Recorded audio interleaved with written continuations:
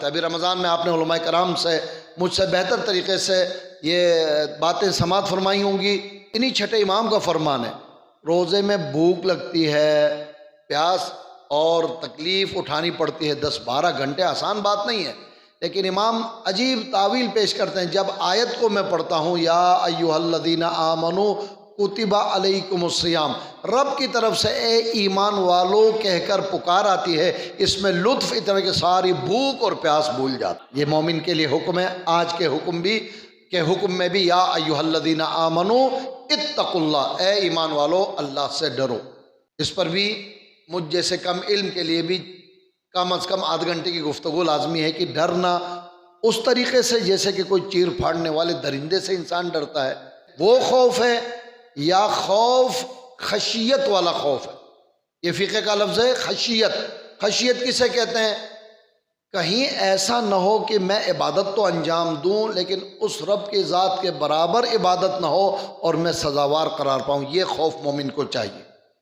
کہیں ایسا نہ ہو کہ اس رب کی بارگاہ میں مجھ سے کوئی ایسی غلطی ہو جائے کہ میں نافرمان شمار ہو جاؤں۔ چوتھے امام، امام زین العابدین علیہ الصلوۃ اور دیگر ائمہ معصومین بھی جب وضو کے لیے تشریف لے جاتے تھے، وضو کے پانی پر نظر ڈالنے کے ساتھ امام تھر تھر تھر کانپنے لگے۔ غلام نے سوال کیا، مولا آپ امام معصوم ہیں اور آپ؟ کہا تم دیکھ نہیں رہے ہو کس کی بارگاہ میں قیام کرنے جا رہا ہوں؟ یہ خوف، یہ خشیت، یہ لطف ہے، یہ کوئی ظلم اور پریشانی نہیں ہے کہ خدا کوئی درندہ ہی نعوذ باللہ کی دانتوں سے چیر پاڑے گا، پنجہ مارے گا، اور اس لیے نہیں۔ ان اللہ لا یظلم الناس مثقال ذرہ، اس سے کمتر مثال جب قرآن نے پیش نہیں کی تو میں کہاں سے پیش کروں؟ ذرہ برابر، مثقال ذرہ کے برابر بھی خدا کسی بندے پر ظلم نہیں کرتا۔ فوراً سوال ہوتا ہے وہ جہنم، وہ آگ میں جلسانا، وہ آنکھ میں اوندے منہ ڈال دینا اور لٹکا دینا، آگ کے صندوق میں جلا دینا، یہ کیا؟ یہ سارا معاملہ انسان کے اپنے عمل کا نتیجہ ہے۔ اور جب صرف جلانا ہی کیوں یاد رکھیں، پھر حور و غلمان بھی تو ہیں، جنات تجری من تحتہا الانہار بھی ہے، محلات بھی ہیں، اور بے حساب اجر و ثواب بھی ہے۔ یہ سارا بھی تو خداوند عالم کی طرف سے لطف و کرم ہے۔ ایک نیکی لے کر آؤ گے 10 گنا دوں گا، ایک گناہ لے کر آؤ گے اسی کے برابر سزا ملے گی، یہ عدل کا تقاضا ہے۔ ایسا خشیت اتقوا اللہ کے زمرے میں ہمیں سمجھ لینا چاہیے۔ اور آخری بات، اگر واقع مومن اور متقی بننا چاہتے ہو، خود سے نہ متقی بن سکتے ہو نہ خود سے ایماندار بن سکتے ہو، ایمان اور تقوی دونوں کے لیے رہنما چاہیے۔ وَكُونُوا مَعَ الصَّادِقِينَ، صادقین کے نقش قدم پر۔ یہ موضوع سخن کے لیے تلاوت کی گئی آیت ہے، لیکن جو میں عرض کر رہا تھا واجب کفائی یاد دلاؤں۔ آج مرثیہ سے لے کر اب تک اور اب سے لے کر اگلی گفتگو میں بھی فقہ اور فقہ جعفری کا تذکرہ کثرت سے۔ سورہ مبارکہ توبہ میں ایک آیت ہے جسے دلیل بنا کر، جسے برہان بنا کر، جس کے ذریعے سے ثبوت لے کر تفقہ فی الدین یعنی مجتہد اور فقیہ بننا ہمارے ہاں واجب کفائی ہے۔ یہی جو میں عرض کرنا چاہ رہا تھا، واجب کفائی ہے۔ نماز میت والی واجب کفائی تو ہمیں معلوم ہے، مولوی صاحب اور ساتھی انشاءاللہ پڑھ لیں گے، ہم بری الذمہ ہو جائیں گے۔ آج آیت اللہ سیستانی، رہبر معظم، دیگر علماء کرام، سابقہ علماء جنہوں نے جاں فشانی سے اس پاک دین کے اندر تفقہ کیا، ہمیں حلال و حرام کی باتیں بتائیں، ان کا ہم پر احسان ہے کہ ہمارے اوپر موجود واجب کو انہوں نے اتارا ہے۔ ورنہ تو جس طرح واجب آیت اللہ سیستانی اور رہبر اور خوئی اور خمینی پر واجب ہے، اسی طرح مجھ پر اور آپ پر، ہر انسان پر دین کے بارے میں تفقہ اور جستجو کرنا بعینہ سیم ان پر واجب ہے، ہم پر بھی واجب۔ جب انہوں نے کام کیا تو ہم پر سے یہ واجب کفائی ہونے کے ناطے اتر گیا۔ اب اتر گیا تو ان کے احسان کا بدلہ کیا ہونا چاہیے؟ انہوں نے مہارت حاصل کی، انہوں نے قرآن اور دین سے معلومات حاصل کی، حلال و حرام بتایا۔ ہماری ذمہ داری کہ ان کے بتائے ہوئے امور پر، احکامات پر عمل کرے، ان کو بھی صلہ ملے اور دیندار بن کر، متقی بن کر کونوا مع الصادقین کا راستہ بھی ہمیں مل جائے۔ صلوات پڑھے محمد وآلہ۔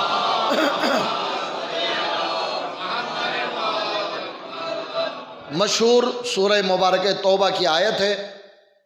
عام طور پر اصول فقہ میں اس آیت کے ذریعے سے تفقہ اور اجتہاد کے واجب ہونے کو بیان کیا جاتا ہے. بہت ساری دلیلیں ہیں مگر آیت کی دلیل فَلَوْلَا نَفَرَ مِن كُلِّ فِرْقَةٍ طَائِفَةٌ لِيَتَفَقَّهُوا فِي الدِّينِ. دیکھیں بات سمجھ میں آ رہی ہے نا. تم میں سے، خدا سوالیہ انداز میں تنبیہی طور پر، کیوں ایسا نہیں ہوتا کہ ہر گروہ میں سے، مثلا کراچی والوں میں سے، کراچی میں تو اتنی قومیں رہتی ہیں کہ میں اگر آدھ گھنٹے کے لیے ذکر کروں گا تو بھی سب کا نام ختم نہیں ہوگا. مثلا مشرقی لوگوں سے، مغربی لوگوں سے، پاکستانیوں سے، ایرانیوں سے، افغانیوں سے، دیگر ملکوں شہروں سے، ہر قوم و قبیلے سے کچھ لوگ کیوں کوچ نہیں کرتے؟ کیوں؟ لِيَتَفَقَّهُوا فِي الدِّينِ. جہاں دین ملتا ہے وہاں جا کے دین میں سمجھ بوجھ حاصل کریں، دین کو سمجھے. جب سمجھے تو کیا کریں؟ اِذَا رَجَعُوا إِلَيْهِمْ، واپس اپنے قوم و قبیلے میں آئیں، جو سیکھا ہے وہ قوم والوں کو بتائیں، انہیں متقی بنائیں، صادقین کا راستہ بتائیں، حلال کیا ہے بتائیں، حرام کیا ہے بتائیں، واجب کیا ہے بتائیں، اور واجب نہیں ہے مستحبات کیا ہے، مکروہ اور دیگر احکامات خمسہ ہر ایک کے بارے میں بتائیں. لیرجعوا، انہیں آ کر بتائیں، لعلہم یحذرون، تاکہ وہ ڈریں. تین باتوں کا ذکر ہوا. جا کر علم حاصل کرنا واجب کفائی ہے.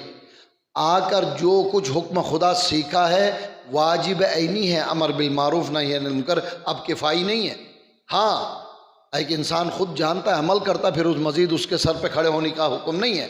واجب ہے امر بالمعروف کرے، اور امر بالمعروف کرنے کے بعد پھر عوام الناس کی ذمہ داری ہے کہ حکم خدا کو جنہوں نے سیکھا ان سے معلوم ہونے کے بعد اس پر عمل کرے. لہٰذا اس آیہ مجیدہ میں تفقہ فی الدین کو واجب کفائی میں قرار دیا ہے.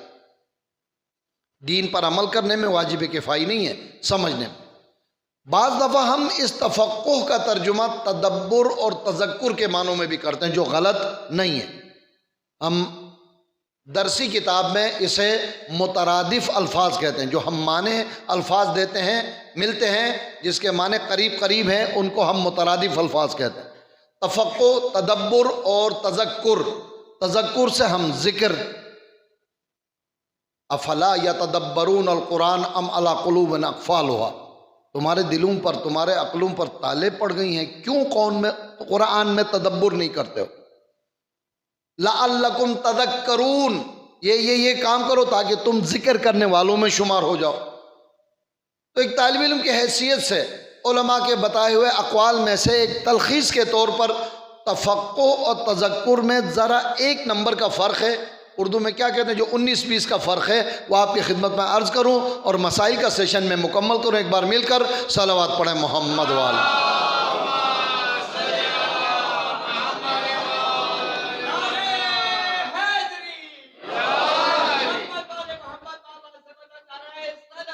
اللہ.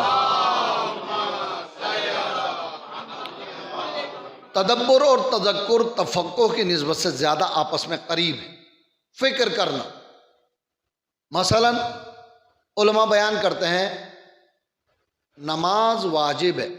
آپ نے ماشاءاللہ قرآن شریف کھولا، 2 3 4، یہ تو میں نے بہت کم کہا، متعدد مقامات پر یہ آیت یوں بیان ہوئی، اقیموا الصلاۃ وآتوا الزکاۃ. ہم نماز پڑھیں نہ پڑھیں، زکوٰۃ دیں نہ دیں، سب کو یہ آیت یاد بھی ہے اور اس کا ترجمہ بھی معلوم ہے. نماز قائم کرو اور زکوٰۃ ادا کرو. اب اس بندے نے آیت دیکھی، آیت کا حوالہ بھی، سورہ اور سورہ کی آیت کا نمبر سب دیکھ کے اب چوراہے پہ آ کے چیخنا چلانا شروع کیا، الحمدللہ میں بھی حافظ قرآن ہو گیا، میں نے بھی قرآن کا حکم معلوم کیا، نماز واجب ہے اور زکوٰۃ واجب ہے، اور جا کر دوبارہ سو گیا. قرآن سے معلوم ہو گیا، میں بہت بڑا عالم بن گیا، قرآن سے میں نے معلوم کیا کہ نماز اور زکوٰۃ واجب ہے. یہ نسبتاً تذکر میں آتا ہے، یاد ہے کہ نماز واجب ہے. اب میں مثالیں دوں گا تو بات بہت طویل ہو جائے گی، اس لیے میں نے آسان ترین مثال پیش کی ہے. اگر قرآن جیسے لا ریب کتاب سے اسے نماز کے قائم ہونے کرنے اور زکوٰۃ کے واجب ہونے کی دلیل ملی ہے تو پہلی فرصت میں اس پر واجب ہے کہ پہلے نماز بھی پڑھے اور واجب ہو تو زکوٰۃ بھی ادا کرے۔ اگر اپنے علم کو اس نہج تک پہنچائے کہ نماز پڑھنے اور زکوٰۃ پڑھنے کے دلیل کے طور پر قائل ہو جائے، اسے کہتے ہیں تفقہ فی الدین۔